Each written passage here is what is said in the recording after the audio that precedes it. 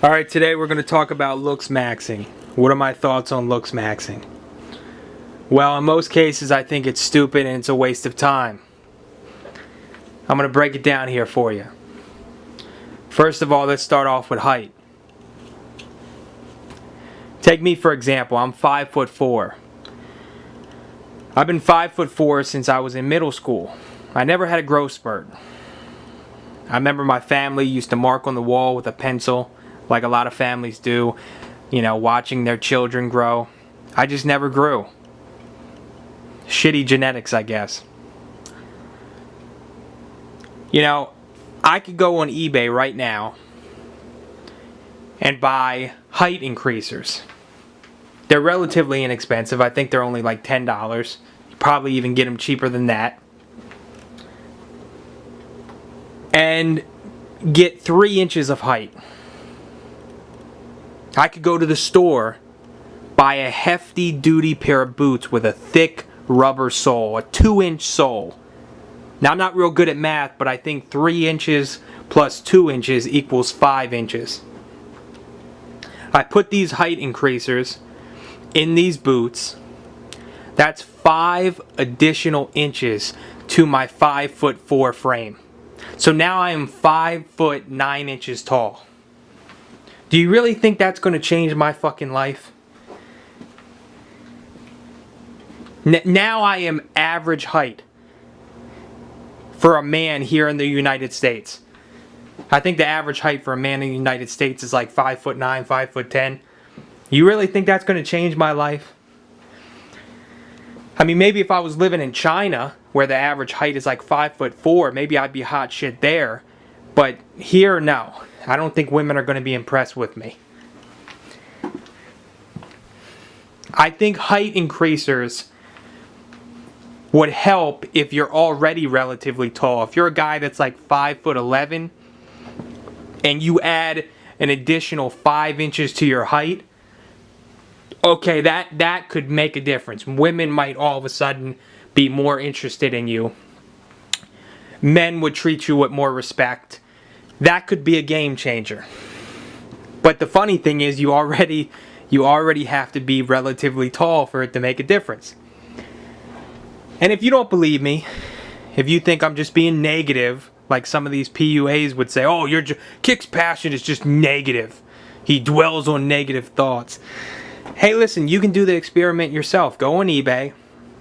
Like I said, these height increasers, they're pretty cheap. And you have to have a pair of high top shoes at home. High top shoes, high top boots. They don't work on low tops. And put them in your shoes and walk around the grocery store, walk around the mall, and see if any people are nicer to you. I think if you're under 6 feet tall, it's not going to make a difference. I think if you go from being 5'3" to 5'8", it's really not going to make that big of a difference. You're still, I mean, we all know how women are. They're fucking retarded. I mean, any guy that's under 6 feet tall is basically a midget. You know, I don't think it makes a difference whether you're 5'10" or 4'10". It's all the same to women. If you're under 6 feet tall, you're just a trash can with legs. It's really the way it is. So that's my thought on height increasers. Let's move on to facial surgery, plastic surgery. Well, that's a little bit more intense, isn't it? That's a little bit more serious. I mean, they're literally cutting open your face and resculpting it and putting foreign objects, you know, and it's expensive and there's recovery time, you know. Here's what a lot of people don't realize. They've actually done studies to show that when you get plastic surgery, people who know you, friends and family, are more likely to react negatively to that plastic surgery. See, us as human beings, we're weird creatures because we love beauty, but we want natural beauty. We don't like artificial beauty.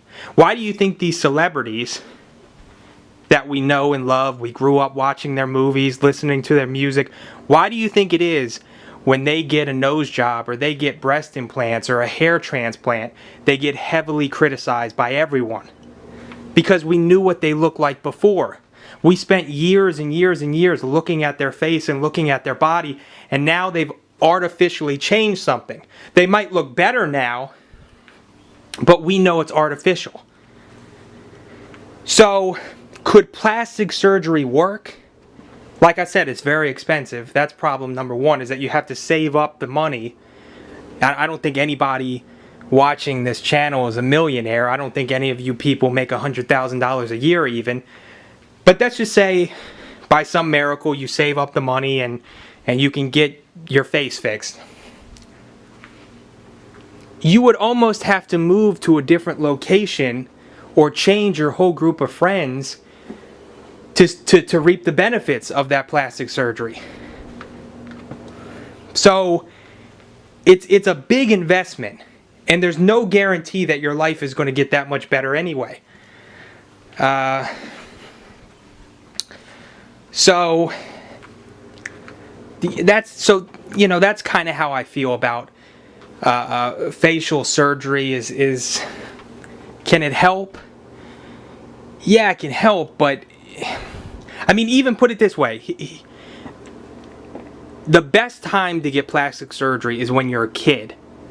Because when you're a kid, let's just say, you know, it's fourth grade and you have summer break and your parents decide to get your ears pinned back or to get you a nose job or something. You could make up some bullshit excuse like, oh, my daughter Emily, she snores heavily, and I think she has a deviated septum, and I was just wondering, Mr. Doctor, if you could just maybe fix that hump in her nose, just shave it down. I think that would probably help with her deviated septum, right? You know, and then he goes along with it because he wants to get paid, you know, and so plastic surgery when you're a kid, I think, is more acceptable because you're still growing, you're still changing, your face is changing. So nobody really knows what the fuck you're going to look like. By the time you're 18, 19, 20, I think your face is set in stone. Like, that's what you're going to look like. You're done with puberty. So, as far as facial surgery, I would say if you're going to do it as an adult, you're going to have to move locations. You're going to have to get a whole group of friends that don't know you. It can't be people that knew you before. You know, because like I said, they're more likely to react negatively to the plastic surgery. So you're going to have to pretty much uproot your whole life to a different location. Or if you're I don't think there's any 13-year-old kids listening to this. But if you're a relatively young kid and you're still in school, I think there's still time for you. If you could talk your parents into getting you plastic surgery while you're still growing, then it could kind of blend in, if you get what I'm saying. So that's my thoughts on facial surgery. Moving on to your body, right? Well, I think getting a good body, getting a 6-pack, an 8-pack, muscles, I think that only works if you're a guy that's borderline handsome already. Like Jake Gyllenhaal, for example. He's a good example of a guy that's not ridiculously good looking. I mean, he's no Brad Pitt. But he's still... I mean, put it this way. If Jake Gyllenhaal wasn't famous, he was just a regular guy who worked at Starbucks, and he was walking down the street, a couple girls would look in his direction. You know, like no girl is gonna like crash her car. You know, no girl is just gonna vigorously masturbate while looking at him. You know, but he's gonna get a couple stares every once in a while. He's a notch above average. And I think Jake Gyllenhaal is like around 5'11". He's almost 6 foot. So, looksmaxing would really help for a guy that's already borderline handsome. You know, getting a good body, getting muscles, getting abs on a guy like that might push him over the edge. He might go from being a 6 to an 8. If he gets a good body, if he wears height increasers, yeah, a guy like that could go from a 6 to an 8. I mean, women are so retarded nowadays and so delusional. I don't even know if 8s are getting laid. I mean, it might only be 9s and 10s nowadays that are getting laid. So keep that in mind. But yeah, the whole body thing, man. There's so many guys out there that think to themselves, if I just get a good body, yeah, I might not have the best looking face.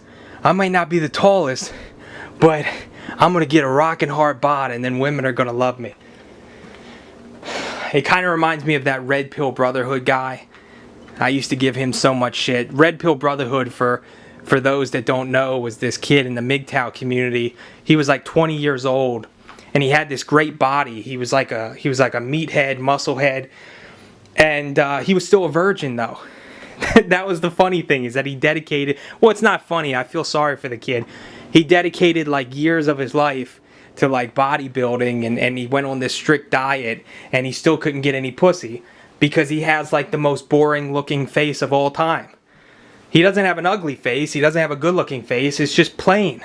He doesn't have the proper jaw, he doesn't have proper facial development, you know, bone development in his face. And also he's short, he's like 5'9". You know? Most women would rather fuck a guy with the proper height and the right type of face, you know, a beautiful face, who's a little bit of, you know, a little bit pudgy. You know, that's just the way I feel.